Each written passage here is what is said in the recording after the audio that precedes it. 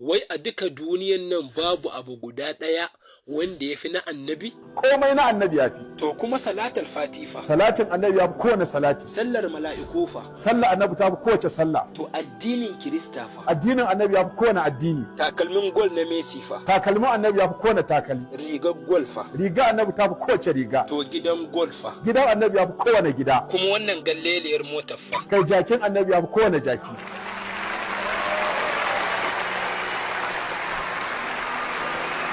Komai na annabi to shine yafi, to shine san annabi yafi kenan.